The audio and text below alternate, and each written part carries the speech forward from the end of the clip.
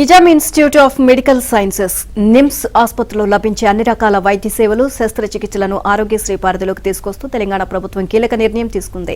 దీంతో పేద మధ్యతరగతి వర్గాలకు వైద్య సేవల పరంగా ఎంతో మేలు జరగనుంది.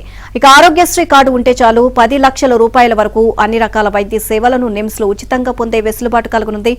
నిమ్స్ ఆసుపత్రిలో చాలా రకాల వైద్య సేవలు అందుబాటులో ఉన్నప్పటికీ వాటిలో కొన్ని మాత్రమే ఆరోగ్యశ్రీ పరిధిలోకి వస్తున్నాయి. ఇక ఆ పరిధిలో లేని చికిత్స సర్జరీ చేయించుకోవాలంటే ముఖ్యమంత్రి కార్యాలయం నుంచి లెటర్ ఆఫ్ క్రెడిట్ ఎల్ఓసి తెచ్చుకోవాల్సి వచ్చేది. అంటే చికిత్సకు అయ్యే ఖర్చు ఎంతో పేర్కొంటూ రోగి పేరిట వైద్యులు ఒక లేఖ ఇస్తారు. ఆ లేఖ ఆధారంగా తమకు అయ్యే వైద్య ఖర్చులను భరించాలని కోరుతూ రోగులు సీఎంఓ లేదా మంత్రి, ఎమ్మెల్యే, ఎమ్మెల్సీ, ఎంపీ ద్వారా దరఖాస్తు చేసుకోవాల్సి ఉంటుంది.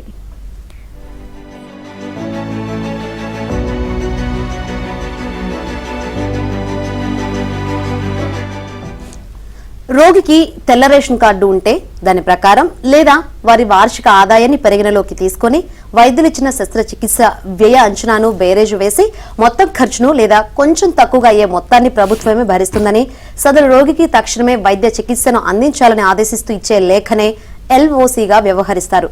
నిమ్స్ లో ప్రస్తుతం కొన్ని చికిత్సలు ఇలా ఎల్ఓసీ ఆధారంగా చేస్తున్నారు. ఆ తర్వాత ఆ మొత్తం వ్యయాన్ని ప్రభుత్వం నిమ్స్ కు జమ చేస్తోంది.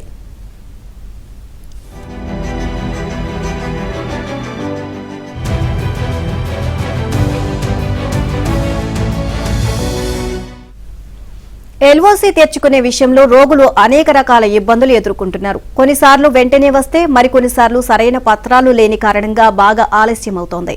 అంతేకాక కొన్ని ఆపరేషన్లను ఆరోగ్యశ్రీలో చేయడమే కాకుండా వాటికే ఎల్ఓసీలు కూడా పెట్టినట్లు ఆరోగ్యశ్రీ ఉన్నతాధికారులు గుర్తించారు. నిమ్స్ ఆసుపత్రిలో అలా ఏకంగా 11,000 సార్లు ఎల్ఓసీ దుర్వినియోగమైనట్లు అధికారులు చెబుతున్నారు. దీంతో అసలు నిమ్స్ లో చేసే చికిత్సలకు ఎల్ఓసీ ఎందుకు అన్న భావనకు ఆరోగ్యశ్రీ ఉన్నతాధికారులు వచ్చారు.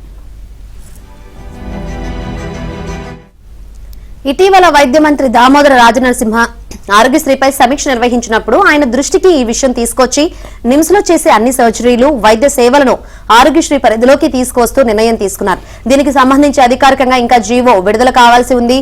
తొలుత నిమ్స్ తో మొదలుపెట్టి ఆ తర్వాత అన్ని సర్కారీ దవాఖానాల్లో దీన్ని అమలు చేసే అవకాశం ఉంది.